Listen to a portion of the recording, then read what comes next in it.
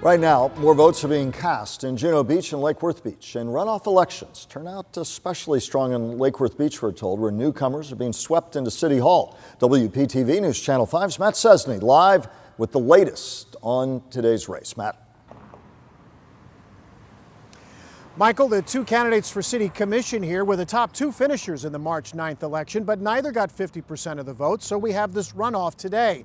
But the early big winner here, mail-in ballots. By this afternoon, over 1,800 mail-in ballots we're told had been returned. That represented over 70% of the votes cast. We wanted to do our part right on through. Kathleen Murphy walked to go vote in Lake Worth Beach. It does no good to sit around and complain if you don't at least get out and vote. The vote is a runoff between two candidates for city commissioner. Do our due diligence. Carla Blockson was appointed to fill the seat a couple of months ago. A lot of door knocking and walking. And a former commissioner, Christopher McVoy. Knocked on doors all throughout the city.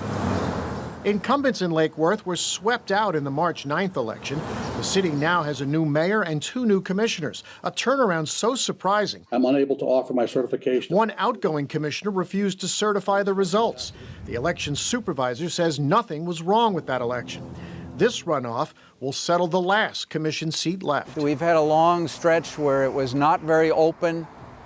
The community did not feel very welcome in City Hall, and that just goes totally against the grain for me. One of the most important things to this city is represented right here on this wall. It's unity.